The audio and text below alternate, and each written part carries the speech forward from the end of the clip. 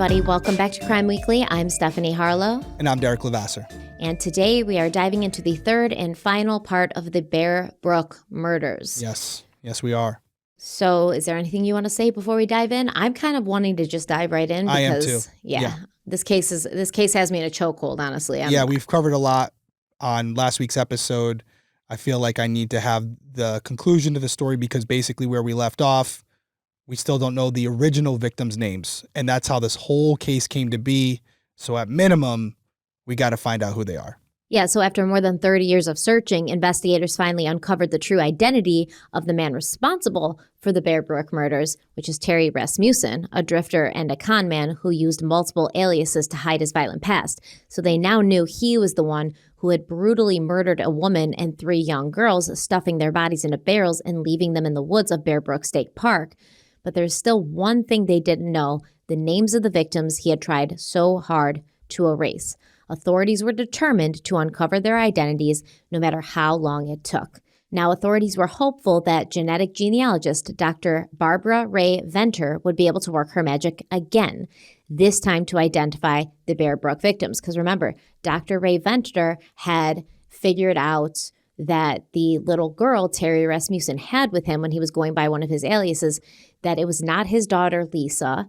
It was a completely different person who had completely different parents, Dawn. Yep. She was able to do that. Dr. Ray Venter was also able to build out Terry Rasmussen's family tree to identify him because, like we said, he went by so many names. Now they're hoping, hey, can you figure out who the victims in the barrels are? But this task was far more difficult than identifying Lisa and Rasmussen. The victim's DNA was significantly degraded, making it unusable for the traditional testing methods that Dr. Ray Venter relied on. With no immediate solution, they pretty much had to wait for technology to catch up. Meanwhile, Becky Heath, a research librarian who had become deeply invested in the Bear Brook case in the late 2000s, was conducting her own search.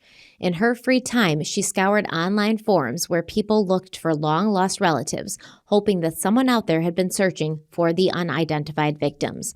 She believed there was a chance that a distant relative of the Bear Brook victims had left a clue on one of these forums without realizing its significance. In November of 2017, Becky came across an Ancestry message board post from the year 2000. The post listed a missing woman named Marlise McWaters and her 2 daughters, Sarah and Marie. The post had been made by someone searching for the family who had ties to both California and New England. Becky looked for a death certificate for Marlise, but she couldn't find one, meaning that Marlise was either still alive or unidentified. Then, Becky compared the birth dates of Marlise and her daughters to the estimated age ranges of the 3 related Bear Brook victims, the adult, the oldest child, and the youngest child. The numbers lined up. She later said, quote, "The age is fitting, and then the location's also fitting. I'm like, oh my goodness, you know what? This seems like something. I think that this could be them." End quote. Becky shared her suspicions with a group of fellow amateur investigators, but she didn't really get any feedback, so the tip was never submitted to law enforcement. Nearly a year later, in October 2018, Jason Moon, a reporter with New Hampshire Public Radio, launched a 7-episode podcast about the Bear Brook case. His goal was to untangle the complicated investigation and explore the many unanswered questions surrounding it. On October 11th, Becky started listening to the podcast, and as she absorbed the details, something clicked. She suddenly remembered the old forum post about Marlise McWaters. She had a gut feeling that Marlise was one of the Bear Brook victims. So Becky tracked down the family member who had made the post nearly 2 decades earlier and reached out with some questions. Then, in the middle of their conversation, the person casually mentioned something that changed everything. They said, quote, "Oh, and by the way, Marlise married a guy with the last name Rasmussen." There you go. End quote. Yeah. Boom. Can I interject real quick something that's it's on topic but also off topic and really relevant to this week's CWN Crime Weekly News?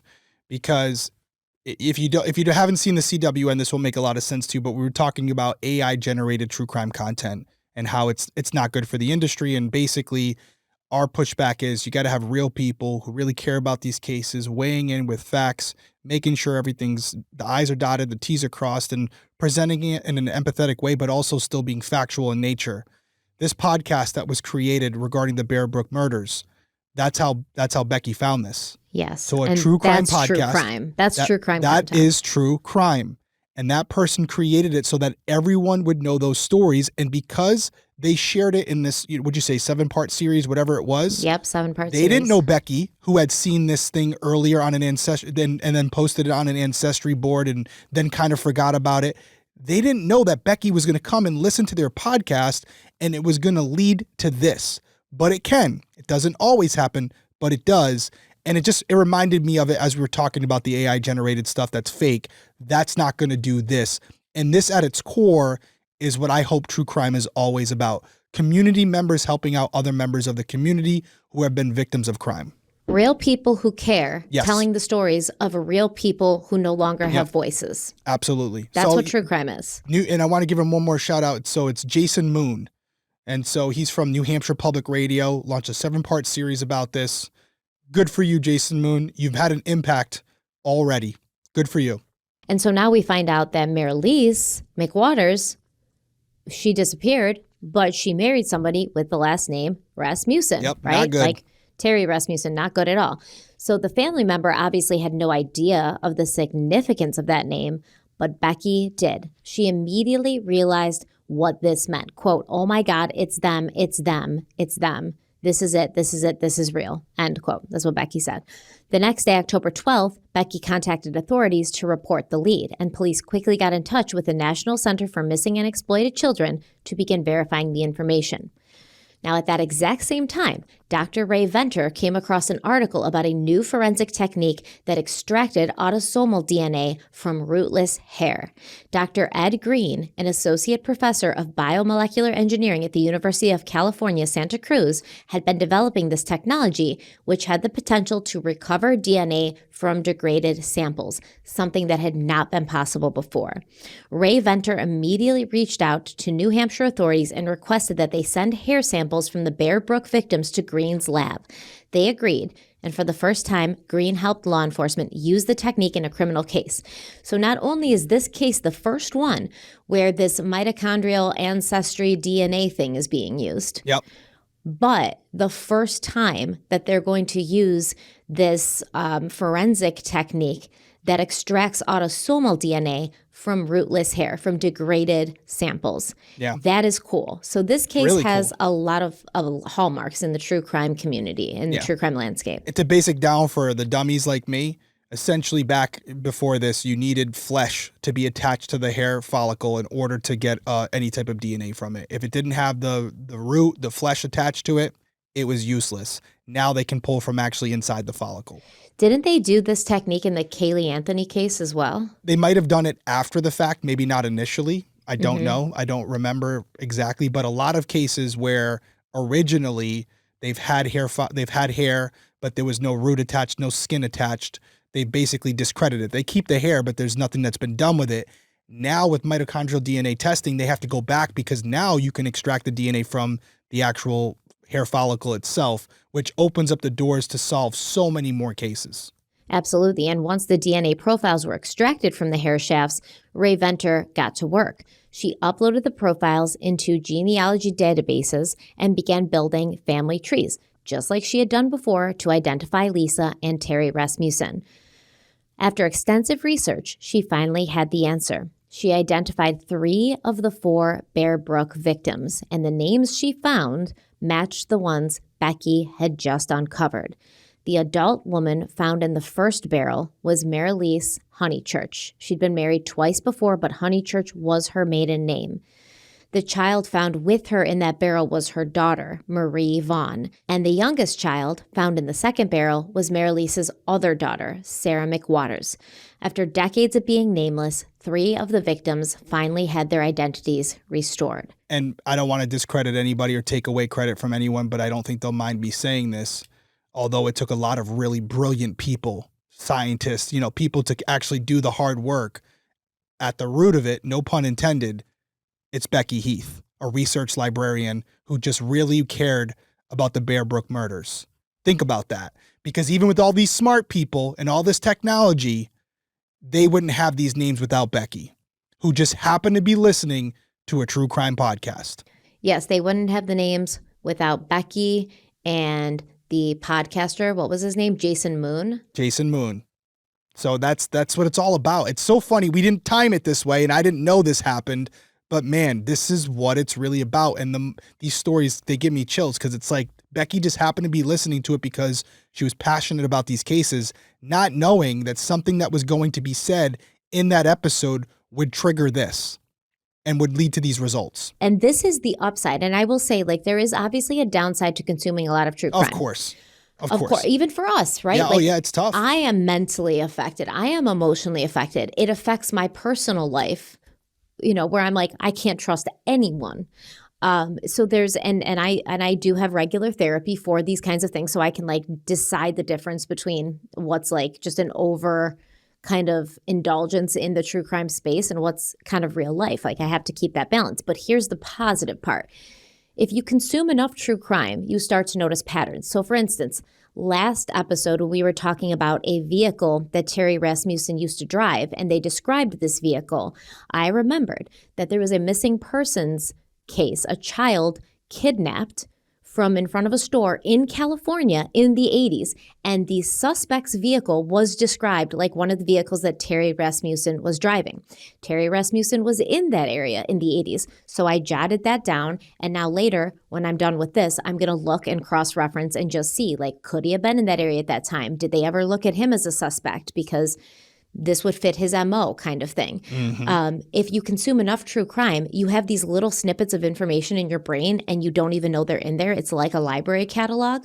But when you hear something in another case, you're like, oh, wait, two-toned station wagon, the top was blue or the bottom was green. Here, let me look because I know that this case that I covered 2 years ago had a vehicle that the suspect drove that looked like that. And this was like a 15-year-old girl that went missing and still hasn't been found, unsolved still. So let me look into that. It kind of all is there. You just don't know until you need it. So that's the upside. And what happened here is Becky was very invested in the Bear Brook case. So she knew a lot that maybe wasn't in her necessarily her working memory, but was in her long-term memory. So when she's listening to Jason Moon's podcast, she must have heard something that clicked back to something else she remembered from seeing on these forums. And now she's putting these connections together and making these parallels and these connections, which is great. I couldn't agree more. Makes me feel good. And it kind of reiterates what we were saying in that previous episode on Crime Weekly News. This is what it's all about. And many of the people in the space that are doing what we're doing are in it for the exact same reason, but you just never know. You never know what case you're going to cover, what it's going to trigger. I just had a case I covered as well in Houston where somebody reached out to me and actually they believe they dated a person in a photo that I showed of a suspect that hasn't been identified.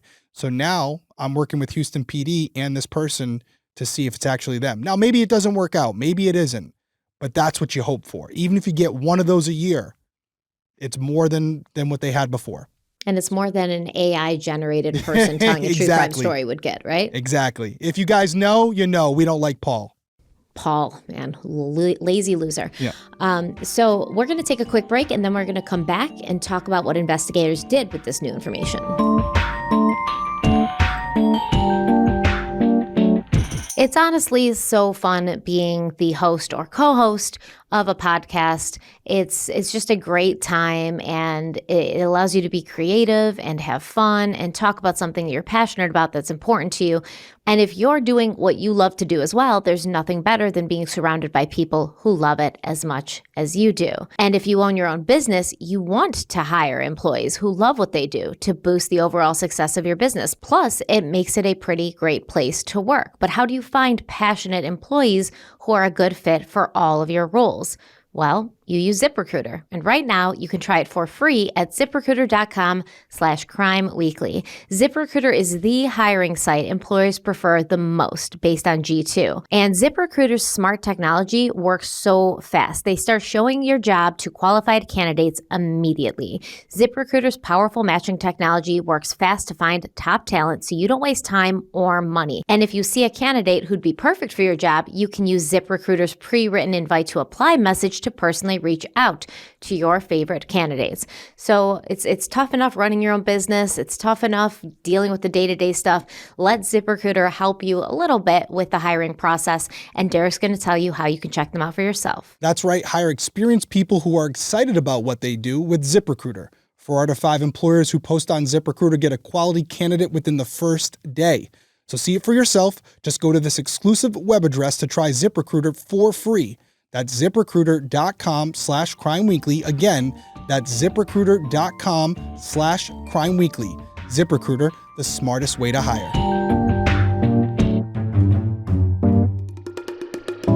So investigators began piecing together a timeline of Marlise's life, hoping to determine how she had crossed paths with Terry Rasmussen. They learned that Marlise Elizabeth Honeychurch was born on January 28, 1954 in Connecticut. She was remembered as a bubbly and quirky person with a great sense of humor. Her parents separated around 1961, and while her mother took her 3 younger sisters to California, Marlise and her older sister remained in Connecticut with their father. In 1969, at the age of 15, Marlise moved to La Mirada, California to live with her mother and stepfather. Around that time, she began using her mother's last name, Salomon, and started dating a young man. 2 years later, in June of 1971, Marlise and her boyfriend got married in Las Vegas. Her husband was in the Navy, and the couple moved frequently throughout California. On December 6, 1971, they welcomed a daughter, Marie Elizabeth Vaughn. Marlise loved being a mother and doted on her children. In June of 1972, Marlise, her husband, and their baby daughter moved to Stamford, Connecticut to live with her father. A few months later, in early 1973, they relocated to Fall River, Massachusetts. However, by July of that year, Marlise's husband and Marie moved to Lakewood, California, while Marlise's whereabouts during that time were unknown. That summer, she traveled to Lakewood and took custody of Marie while her husband was not present. In February of 1974, Marlise's husband divorced her and she was awarded custody of Marie. That September, she married her second husband in Los Angeles, California. By early 1975, Marlise and Marie were believed to be living in Downey, California, and a few months later they had moved to Camp Pendleton, a military base in San Diego County. In January of 1976, Marlise and Marie were living in Santa Ana, California. In August, Marie's father saw her and Marlise for the last time. On December 13, 1977, Marlise gave birth to her second daughter, Sarah Lynn McWaters, in Hawaiian Gardens, California. By March of 1978, she and Sarah's father had separated.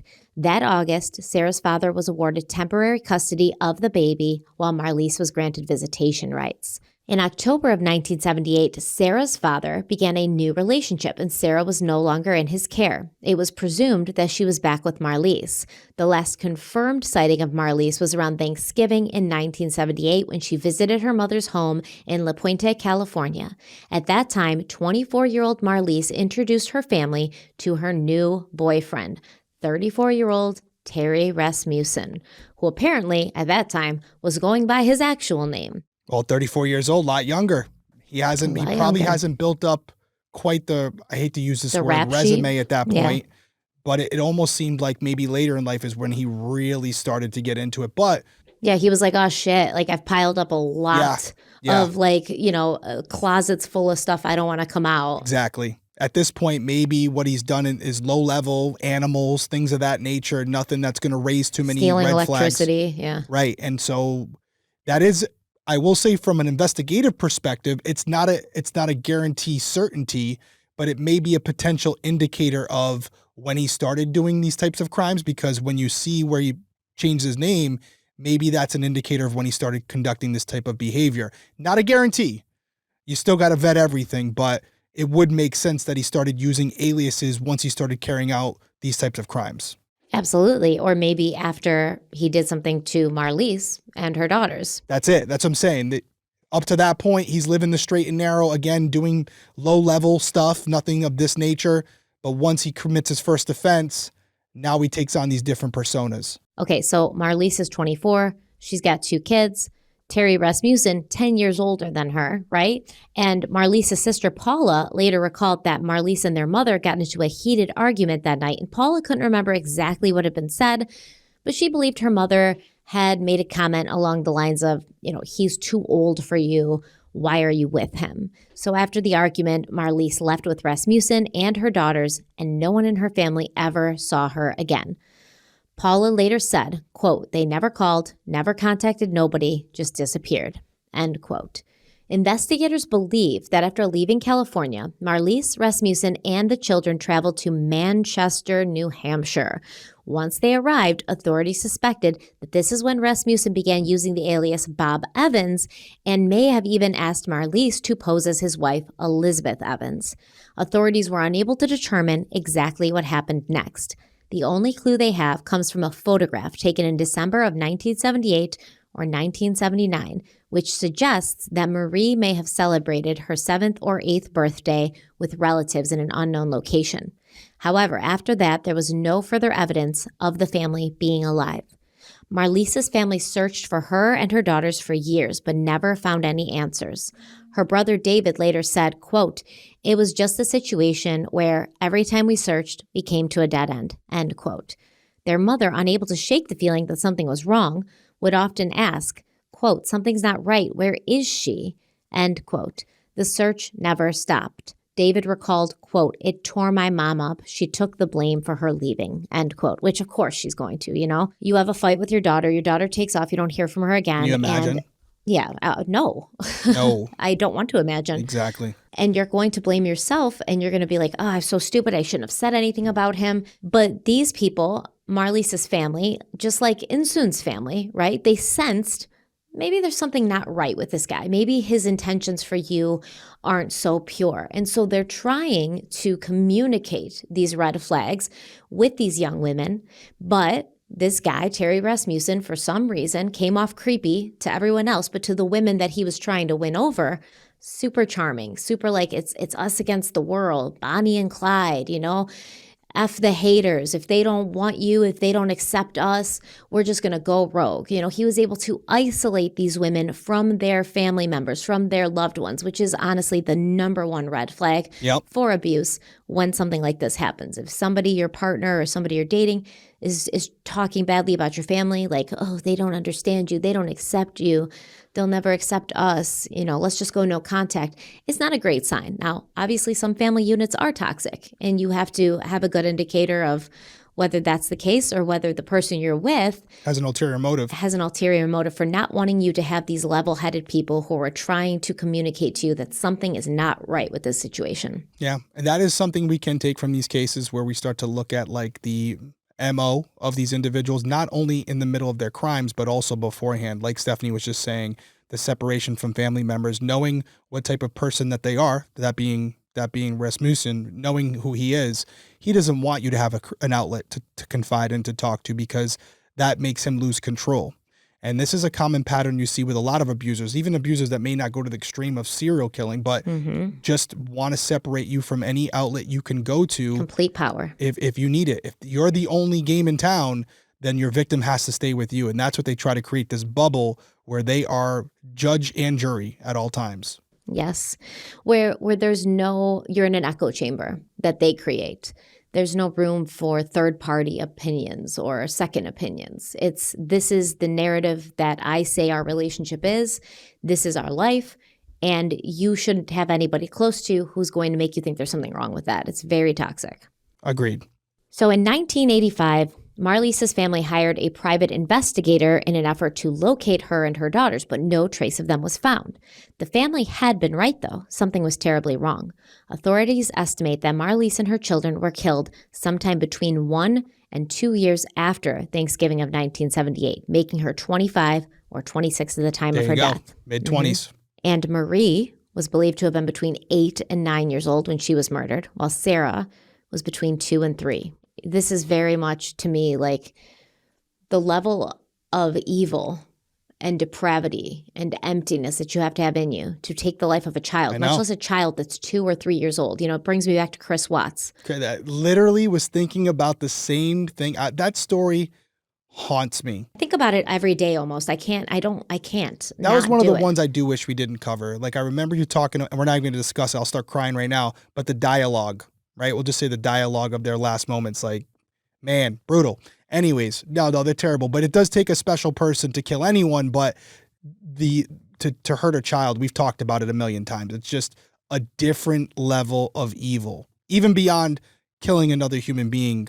It's just, I just don't get it. I don't get it. It's like, I don't get it. So many options. This is a bad person. And like I said, when you look at Terry Rasmussen, we know he died in prison, right? He had lung cancer and emphysema and probably less than he deserved. But when you look at somebody like this, what they're capable of when it comes to women and children, and then you look at all of these cold cases, disappearances of young women, disappearances of children in the area of New Hampshire, in the area of California. I've already started pulling them now.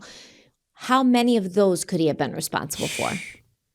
The unsolved ones that have gone decades with no movement. And also, like I said, that maybe they started when he changed his name, but then we think about someone like, allegedly, Rex Heuermann, who started younger from what we know, and just the ones we're catching are the ones now, but you just don't know. Once you pull off that scab, who knows? Who knows how many? It could be 10, could be 20, could be in the hundreds. You may never know all of them, because think about what it took just to solve this one. It was good investigative work, using science and technology, but also luck. Just luck of Becky Heath happening to listen to that podcast. Because again, if that doesn't happen, you don't get these connections. It takes Lisa/Dawn's cousins uploading their DNA profile to a database, not knowing that it would end up solving all of these cases. It's just, some of it is just the right timing, and you're not going to get lucky in all of these cases. So there's a lot of unfounded cases out there right now that may still be connected to Rasmussen, and we just don't know it. Oh, I 100%. I would be stunned if there wasn't. Shocked. Think about how hard it would be to catch everything this guy did. And the fact of the matter is, he's dead, right? And That's even it. if He's never going to admit to it. No. Yeah, you can't even go to him and be like, hey, like, like you're here for the rest of your life, man. Just at least tell your story. Yeah, he wouldn't. It's kind of like BTK. BTK wouldn't either. I mean, he did the drawings, but he's not going to tell you how deep it goes. It's part of their gratification to keep you wondering. Yeah, and I'm, yeah, I would be stunned if we knew about all of his victims. There's no way. No, especially up in New Hampshire, there's just such a vast area of just woods and... California, man, exactly the same. It's like there's desert there and ocean and yeah, it's awful. So on June 5th, 2019, authorities held a press conference to announce that they had identified 3 of the 4 victims found in the Bear Brook barrels as Marlise Honeychurch, her daughters Marie Vaughn and Sarah McWaters. It had taken decades, but finally they had their names returned to them. At the press conference, Susan Morrell, the New Hampshire Senior Assistant Attorney General, acknowledged the tireless efforts of professionals and volunteers from across the country. She said, quote, "They never stopped trying to identify the 4 victims in these barrels, and they worked together to bring the answers to the victims' families today. Today, we've returned the identities and the dignity to Marlise Honeychurch, Maria Vaughn, and Sarah McWaters," end quote. Associate Attorney General Jeffrey Strausen also spoke, emphasizing how crucial it was to expose Rasmussen's crimes. He said, quote, "Together, we have been able to uncover the identity of the Allenstown killer, a murderer who tried to erase his victims and hide in the process. He tried to hide who he was and what he did, but ultimately he wasn't successful. We know what he was. We know what he did. And now we know who his victims were." End quote. And in the front row of the press conference sat members of Marlise's family, flanked by victims' advocates and members of law enforcement. Though they had requested privacy, they provided a statement that was read aloud by Strausen.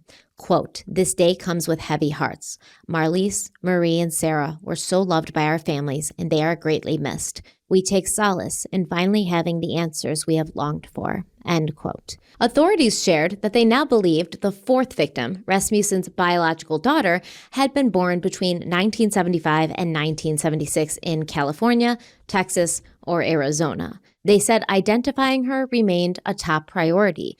Police were also searching for the remains of Denise Bowden, whose body had never been found. Strausen explained, quote, "We don't know where she is. What we know is that Terry Rasmussen left 4 victims behind in New Hampshire. It is possible that Denise Bowden is, in fact, somewhere in New Hampshire, and we haven't found her. Collectively, we think it's more likely he probably left New Hampshire with her," end quote. Which is interesting because although Terry Rasmussen has a similar MO as far as like what his victims are like, what age range they're in, they got kids, things like that, the way he disposes of them is different. So he left his last wife under a pile of kitty litter in the basement. Yes. 4 of his victims were found in barrels in the woods. Some of his victims, they've never been located. Correct. What's the deal with that?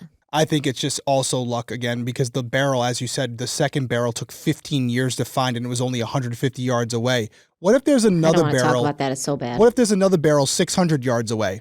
You get what I'm saying? It's just it's a vast area. It's a needle in the haystack. Or in one of these redwood forests in California, man. And that too. So, I mean, if she did leave New Hampshire, it's going to be very difficult to find her because obviously he had to travel across the country to get there. So many places he could have. And he went so many places, yeah. And also, she could still be in New Hampshire somewhere. She could be in New Hampshire. She could be anywhere along the way. Like, let's say, he's driving with her. Yes. At this point, she's like, because he ends up in California with her child, right? But not with her. Right. So on your drive from New Hampshire to California, cross country, something happens to Denise and he keeps the child alive, but something happens to Denise. If I had to guess, I don't think Denise was with him in the car. That's just my guess. I think he left New Hampshire without Denise and tells Dawn at that point, Mommy's staying behind. Mommy didn't want to come with us, something like that. Yeah, but remember, Dawn said she remembered having siblings and that they died. She never said anything about what Terry Rasmussen had said about her mom. Yeah, who knows? We may never know. Yeah. There could be another Jane Doe out there in one of these states that has gone unidentified all these years because there's no connection, and it's Denise. Yeah, I'm gonna look into it actually. Why not? Sometimes late at night when I don't have the brain power to dive into like a full case, I will sometimes do this. Like, are there any other bodies found in like parks or forests or things like this? Because that does seem, if he's not leaving them in the basement and kitty litter. Think about how many Jane Doe cases we get submitted just for criminal coffee. There's thousands. Yeah, but they have her DNA because of Dawn/Lisa. But they do have Dawn's DNA, but if they find Denise and her body is badly decomposed, they may not be able to pull any DNA from her unless they start to do like the mitochondrial DNA. Yeah, well, they have this autosomal DNA. But they don't do that in every case. They don't, but if there's a strong enough likelihood that it could be Denise, they could. Yes, they could. That's where we come in. It's like $5,000-$6,000 just for one case with no guarantees it's going to work. It's expensive. It is, but I think it's worth it. And I think for Dawn/Lisa to know what happened to her mother and to have that final like piece put into place, because so many answers for Dawn came with all this DNA stuff, but not the mystery of what happened to her mother. And I think she probably would want to know that. I would guarantee it. All right, let's take a quick break. We'll be right back. This episode is brought to you by IQBAR, our exclusive snack sponsor. IQBAR is the better-for-you plant protein-based snacks made with brain-boosting nutrients to refuel, nourish, and satisfy hunger without the sugar crash. IQBAR's plant protein bars are packed with high-quality ingredients to help keep you physically and mentally fit. And IQBAR is totally free from gluten, dairy, soy, GMOs, and artificial sweeteners for a natural anytime snack. And you can try any of their 9 delicious flavors. That includes mint chocolate chip, chocolate sea salt, banana nut, toasted coconut chip, lemon blueberry, and peanut butter chip, which happens to be my all-time favorite. And it's not just the IQBAR taste that really draws you in and keeps you there. It's the texture, number one. The texture is not off-putting. So many protein bars have weird textures. IQBAR does not. And with over 20,000 5-star reviews and counting, more people than ever are starting their days on the right foot with IQBAR's brain and body boosting bars, hydration mixes, and mushroom coffees. IQBAR is a staple in my day. And Derek's going to tell you how you can check them out for yourself. And he's going to tell you about a great deal we have for you guys. That's right. Right now, IQBAR is offering our special podcast listeners and viewers 20% off all IQBAR products plus free shipping. To get your 20% off, just text weekly to 64,000. That's weekly to 64,000. One more time, that's weekly to 64,000. Message and data rates may apply. See terms for details. And by the way, I am eating a wild blueberry tonight. That's what I'm on right now. Not my number one flavor, but I will tell you it's absolutely delicious.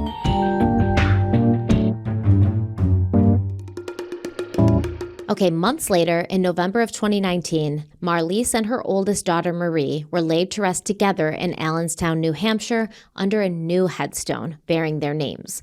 Marlise's youngest daughter, Sarah, was buried in Connecticut, near her father's family. That makes me sad that they were all separated. I know. That makes me very sad that they're not buried together.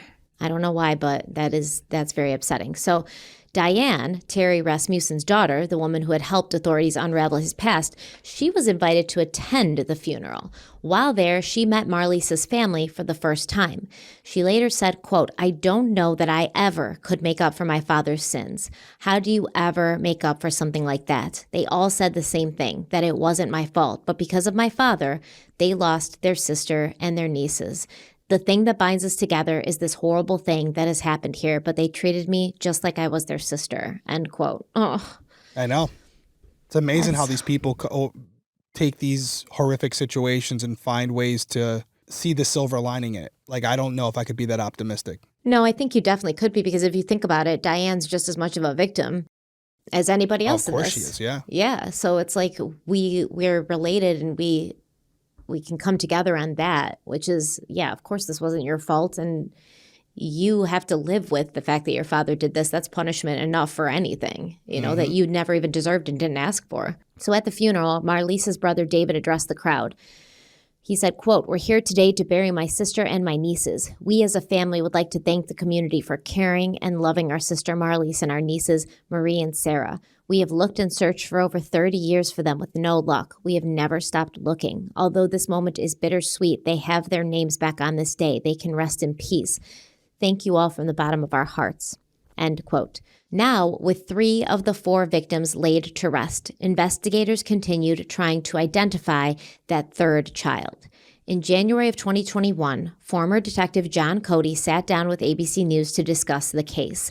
He explained why he continued to speak about it even years after Rasmussen had died. He said, quote, "People ask me why I do these interviews. It's because there's still one victim out there. There's one girl who we don't know who she is. That's why I do these, to get her identified and so that there's closure for the families involved here. That's the only reason," end quote. Good for him. Good for him. And once again, just like Diane, this child of Terry Rasmussen's didn't ask for this, didn't ask to be born to this monster, didn't ask for what happened to her. And as Diane said, and we talked about in episode 2 or part 2 of the series, this could have been her. She could have become a victim, an actual physical victim of Terry Rasmussen's as well, if she hadn't gotten away with her mother. Yeah. No, it's, again, the forks in the road. What could, and also it could have gone better, like there could have been, you just never know. We hear about both sides of it, but fate, man, it always finds you. Marlise's brother, David, said he and his family had given the girl a name of their own.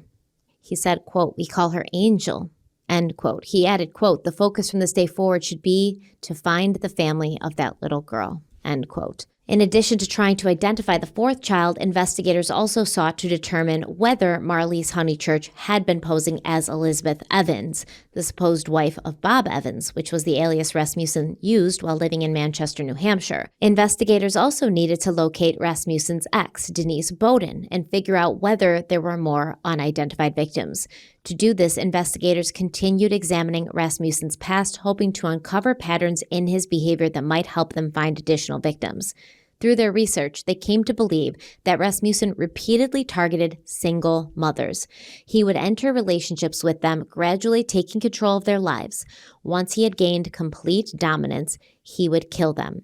His victims often had young children who he would take with him, using them as a way to lure in his next victim. He presented himself as a struggling single father, playing on the sympathies of others. Meanwhile, he abused the children in his care, and as soon as they grew old enough to talk about what was happening, he killed them too. What a scumbag. Yeah. What an absolute scumbag.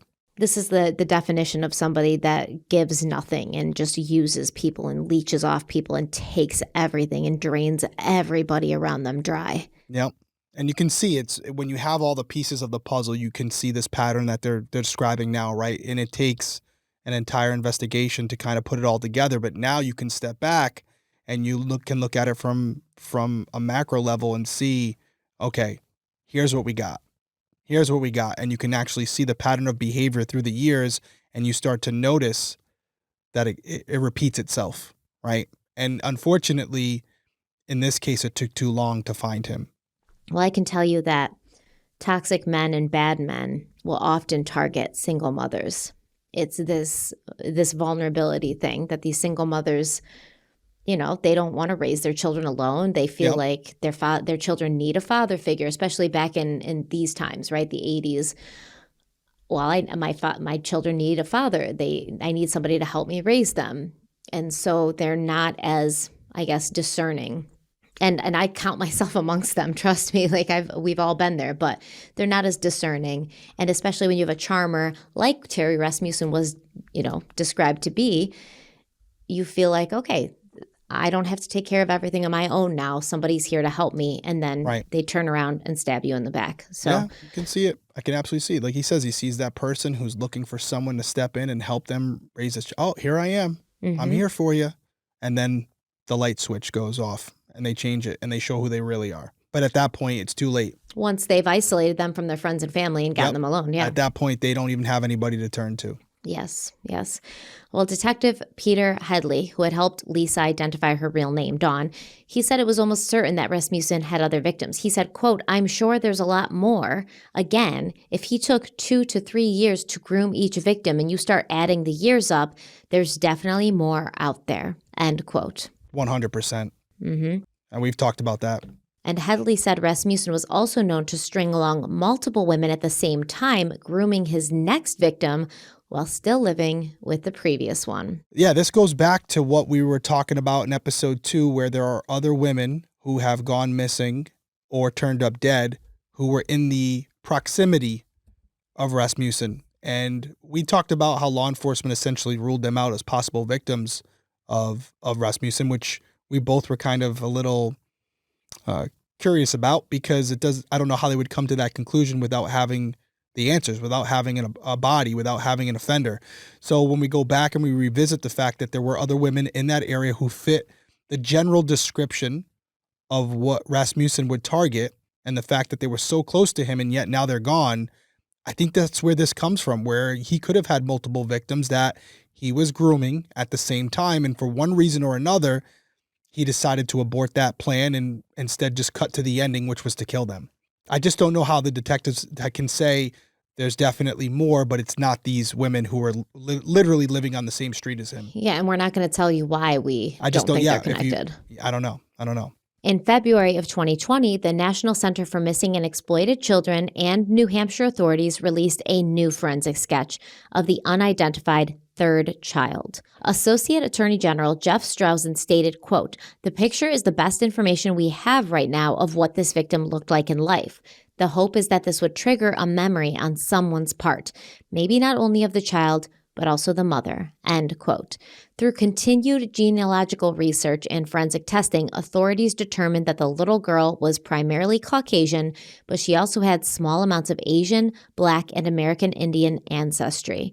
They believe she was born between 1975 and 1977 and described her as having slightly wavy brown hair and standing between 3 feet 3 inches and 3 feet 9 inches tall. She also had a slight overbite that may have been noticeable during her life. Investigators believed she was not originally from New Hampshire, but was possibly from Texas, Arizona, California, or Oregon, though no location had been ruled out. Analysis of her bones suggested that she may have had anemia at some point in her life, though this could not be confirmed. Authorities continued working to identify the third child. In 2021, police in Louisiana announced that new genealogical research suggested the girl may have relatives from Pearl River County, Mississippi. Research indicated that both she and her biological mother were descendants of one of 2 men born in the mid-1800s, Thomas Dead Horse Mitchell, born in 1836, or William Livings, born in 1826.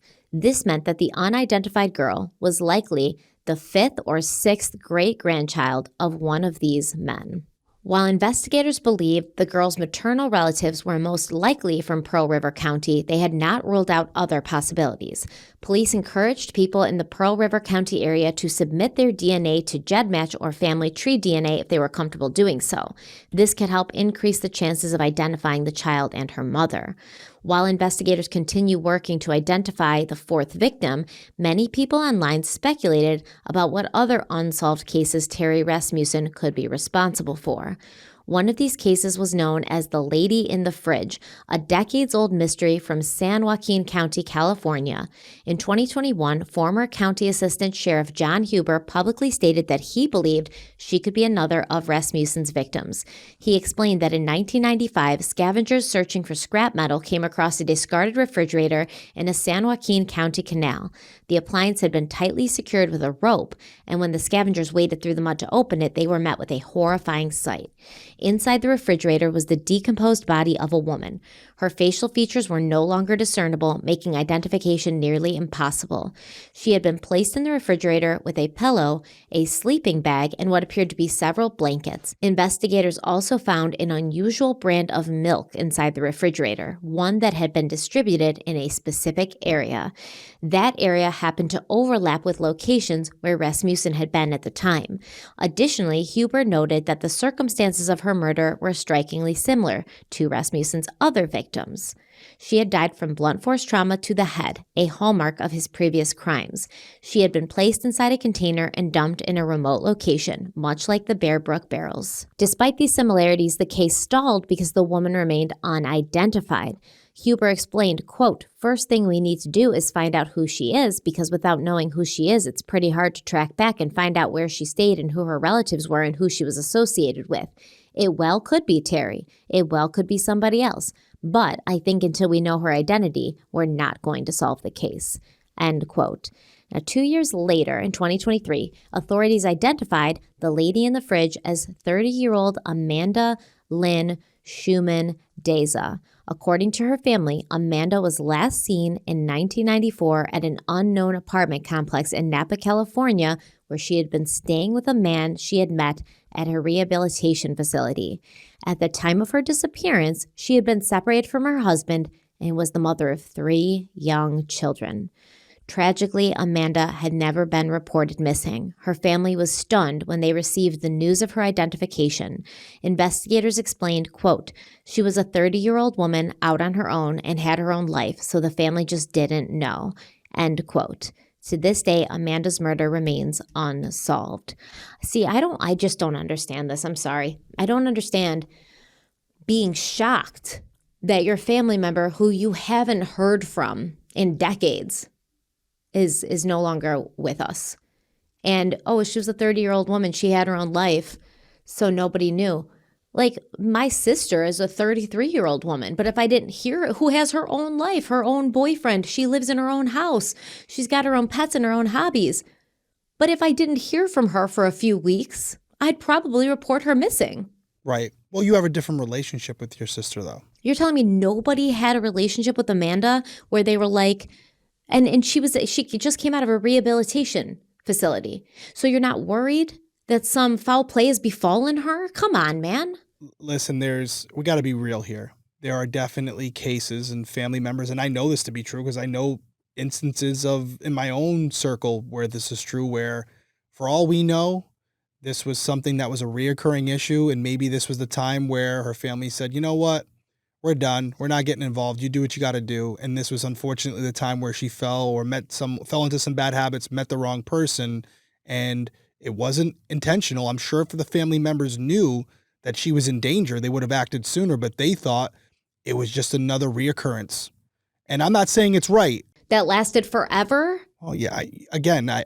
We can't, everybody is different and family dynamics are so complex. I really try not to hold them accountable for certain things. Now, I will say this, if they had a close relationship and we knew that, and they just felt like, oh, they didn't need to report it, that's a problem. But without knowing the specifics of their relationship, it's hard to judge too hard. But maybe I'm being the softie here. Weigh in down in the comments. Let me know. It makes me sad because this woman didn't have one person, not even a family member, but one person in her life that would care enough to report her to the police because she wasn't answering calls. Nobody had seen her. She apparently had a drug or alcohol problem. Like, this is a vulnerable person. And not one person in her life cared about her enough to just call the police and say, hey, can you just do a wellness check? You know? Like, I just want to know she's alive. She doesn't have to come home. She doesn't have to call me. I just want to know she's alive. Oh, don't get me started on Armand. That's what I'm saying. Because I feel the same way. Armand was close to his daughter, dude, apparently. That's why I was a little bit more side-eye with that one. It's like, what are we doing here? You know? What are we doing? Oh, I didn't think I needed to? What? I don't know. It's very sad. I don't know. I try not to get caught in the weeds when we're talking about these cases because would it have made a difference in this investigation? No. What was going to happen was going to happen, but it wouldn't maybe take this long to figure it out if she had been reported. You don't know. I don't know. You don't know. Well, while Amanda's identification was a major breakthrough, investigators have not publicly linked her case to Terry Rasmussen. It remains unclear whether they believe he was involved, as they have not mentioned him in connection to her murder since she was identified. Another case that some believe could be linked to Rasmussen is the disappearance of 14-year-old Lauren Ron, who vanished from her Manchester, New Hampshire home in 1980. At the time, Rasmussen was living just a mile and a half away. On April 27, 1980, at 3:45 a.m., Manchester police responded to 239 Merrimack Street for a report of a missing teenage girl. Lauren's mother told officers that she'd been out of town for the night, leaving Lauren at home. When she returned home at around 1:15 a.m., she noticed that the back door was open and the front door was unlocked. Upon searching the home, she found that Lauren's friend was asleep in Lauren's bed, but Lauren was gone. According to the friend, the two had been drinking alcohol earlier that night. At some point, Lauren had left the bedroom, taking a pillow and a blanket to sleep on the couch. But when her mother came home hours later, Lauren was nowhere to be found. Investigators found no signs of a struggle inside the apartment. They believed Lauren may have left voluntarily, expecting to return soon. She hadn't taken any clothing, money, or personal belongings with her. Despite extensive searches, Lauren was never seen or heard from again. Now, though some have speculated that Rasmussen could have been involved, police have never found any evidence linking him to Lauren's disappearance. Still, criminologist Jack Levin has pointed out that Rasmussen was living in the area at the time, and that another woman, Denise Denault, also disappeared from the same neighborhood during the same time period. Now, we're going out and saying here that it looks like Rasmussen could have been responsible for these, and if just sitting where I'm sitting, I don't think that has changed. But the scary thing is that there are many Rasmussens out there, and some of them haven't been apprehended yet. So could there have been somebody else operating in that vicinity and it's just a coincidence? Of course. But based on what we know about Rasmussen's pattern of behavior, the proximity to where these women disappeared, and knowing what he's capable of, it doesn't look good. It's very possible that he is in fact connected to those murders as well, or those, at least at this point, disappearances. Right. Well, Levin hopes investigators take a closer look at any possible connections, and he said, quote, "It seems to me that when you see people missing who live on the same street as the killer, and it happens more than once, you have to believe he is the killer." Thank you, Jack. That's what we said. Yep, agreed. He continues in saying, "In my view, I think we have to look for the relationship Rasmussen had with all these missing people. I think if we find the relationship, we will also find the killer." End quote.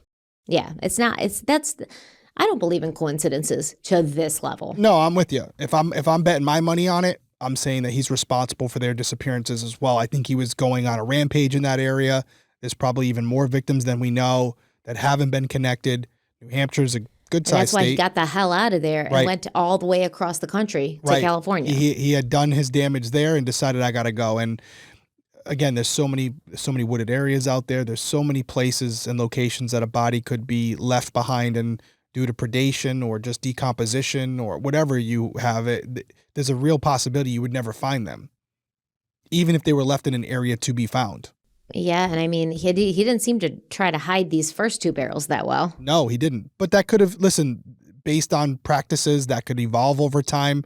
Rex Heuermann, it evolved. At certain points he was using duck blinds and he did other things. And they do evolve as they go, and maybe that was at the beginning or maybe it was at the end, but maybe he smartened up and decided to really dispose of the bodies in a way that they couldn't be found. That's also possible. Well, I mean, his last victim, he buried her in cat litter. So There you maybe go. that was sort of what he was doing in the meantime, because at that point, DNA technology had Caught up a little bit more, kind of yeah. caught up, and he would be aware of that. I feel like these criminals who commit crimes in the 80s and then they're kind of still going hard through the 90s and into the 2000s, they're like, oh, shit. I wonder how much of my DNA is all over these crime scenes. I need to be more careful from now on. And maybe this is when he started to change up his MO, when he realized technology was not in favor of the criminals any longer. Yeah, no, anything's possible. To try to understand how these guys think, it's a good thing we don't. No. I mean, we try, but there's only so far you can go. Yeah. If your brain doesn't work in this way. Trying to rationalize the irrational. Yeah. It's just, these guys think differently than the normal everyday person. We don't think about killing children. That's not something that you should be considering. But yet these guys are doing it, and these are reoccurring offenders. They're not just one-time thing that happens and just a crime of passion or whatever. They get gratification from it. They need to be completely eradicated from this world all at once. That'd be great. Yeah, Just there hit a needs to be button. some sort of rapture, like a psychopath rapture. Yeah, that'd be great. There's such a huge difference between somebody who, and I'm not saying that either are right, but somebody who kills in like a crime of passion, or they got too excited, or they thought they were being threatened and then they turned around, you know what I mean? And then somebody who systematically and consistently goes their whole life leaving a trail of bodies behind them. They know what they're doing the minute animals. they meet these Yeah, people. worse than animals, yeah. They know the ending of the story when they initially say, hello, I'm Terry. They know where it's going to go in their mind. And that's the scariest part about it. It really is, because that there's people out there that just use others and look at others almost as like NPCs. Like, you're not even real. You don't exist to me. You're here to further my needs. You're here to deliver me what I need and what I want. And when you're done, I'll dispose of you because you're less than trash to me. Yep, they're the main character in their own story. So as the years passed, investigators remained committed to finding answers for the unidentified Bear Brook victim and for Denise Bowden. The most recent development came in October of 2024 when the DNA Dope Project announced plans to use advanced forensic DNA techniques in an effort to identify Rasmussen's daughter, the fourth victim found in the barrels. Whether their efforts will succeed remains to be seen. But one thing is certain: her name, her story, and her life mattered. Just as investigators refused to let Denise Bowden fade into obscurity, they refused to let this little girl remain anonymous. As long as her identity remains unknown, so does the full truth of Terry Rasmussen's crimes. Even decades later, the search for justice is far from over. And I almost wonder, where did this child come from? Because we know Terry was married a few times. We know he had children with his first wife, Diana's mother. But where's the mother of this little girl? She's we dead can only somewhere, assume that she's another victim. That was my initial thought, and that's my thought as I sit here right now. She's dead somewhere else. There's definitely other bodies that have yet to be discovered.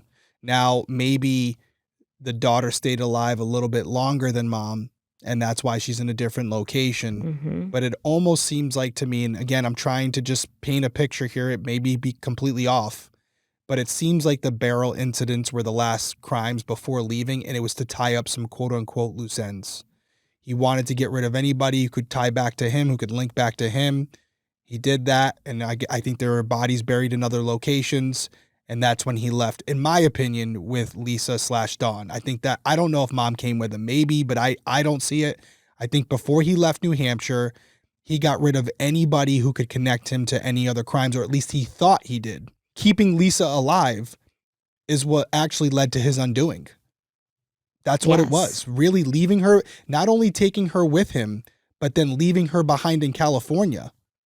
That's what really started this ball rolling. And thank God for that. So I'm looking at this. The child that's unidentified is thought to be between 2 and 4 years old.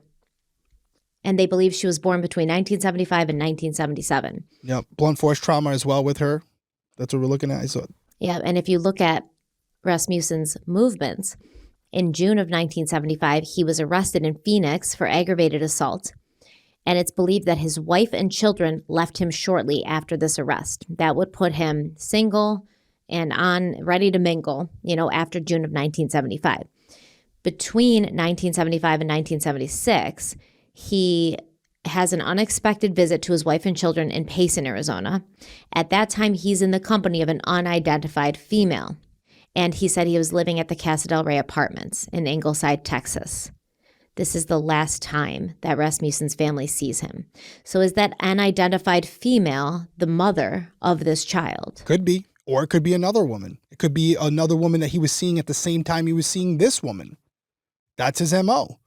And so maybe something happens where he gets rid of mom, keeps the baby around for a couple years. We don't know the exact age. And then before leaving New Hampshire with Dawn/Lisa, he gets rid of everybody.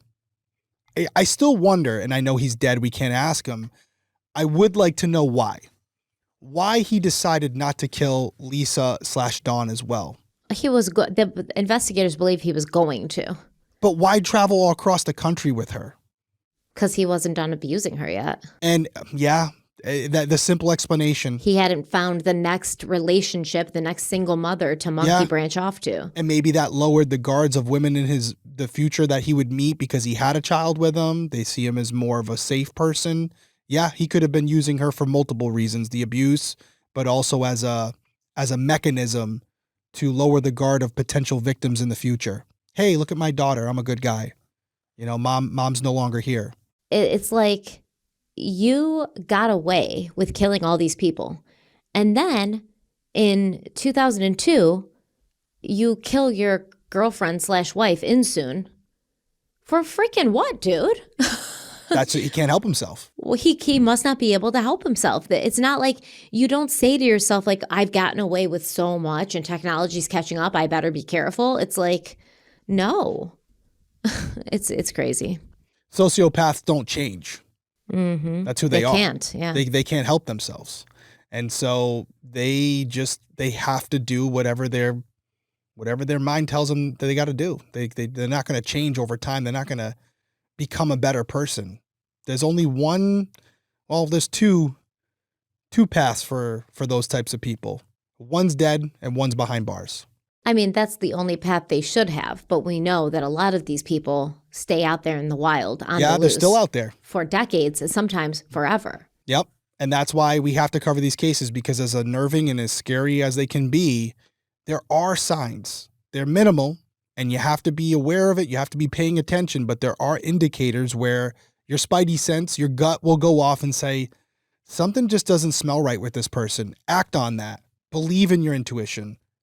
The worst case scenario, you're wrong about them. It was a friend you could have had that never became. Oh well, but you're alive. So trust your gut and rely on it and hope that you're making the right decisions, because that decision to walk away from someone, to not get involved with someone, to not hang out with this person, to not go to that particular bar or party may be the difference between life and death. I hate to be extreme with it, but if there's anything you've picked up over these last 4 years from watching us talk about these cases, a lot of these tragedies come down to one decision. You can make the choice in many of them. I mean, you're basically saying he didn't have a choice to make, though, that he couldn't make a choice. I'm not talking about him. I'm talking about from the victim's perspective, right? Yeah. When you come in contact with people like a Terry Rasmussen, he's going to do what he's going to do. I want people to look at this case from the victim side of things and say, what can I do to better protect myself? Because there are victims of abuse, and there are victims who are right now living this nightmare, who are looking for a way out, maybe listening or watching this. And there are opportunities, which I know at the end of the script here, you have some information for people, but there's a lot of different resources. But if you have any information regarding these cases or any other cases for that matter, authorities urge you to contact the National Center for Missing and Exploited Children at 1-800-843-5678, or you can visit www.missingkids.org. Or with this particular case, you can contact Deputy Peter Headley with the San Bernardino County Sheriff's Department at pheadley@sbcsd.org. And I'll just spell that out for you in case you didn't know it. It's PHEADLEY@sbcsd.org. And like I said, there's a lot of resources out there. If you know anything about this case or any other case, come forward, share that information. The worst case scenario, they already have it. Or maybe you end up being the Becky Heath, where your information leads to an outcome that would not have been possible without that little piece of information, that little nugget that you had that opens up a whole new can of worms, which leads to all these new responses and these new results that would not be possible without you. Any final words from you? This was a fascinating series. Obviously never the ending we want, but I think there's a lot of lessons to be learned here. And we talked about it, most of it. Number one, just stay safe out there. And we say it every episode.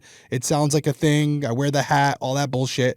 But really, just go out there, live your life, enjoy it. But understand that life is precious and it can be taken in a second. So you got to stay conscientious of your surroundings and be cautious of the people you associate with and do your best to protect yourself and those you care about. Any final words from you? No, I'm just looking at the picture of this unidentified child, the picture that they created. Yeah, we could throw that up here as well, and we can post that.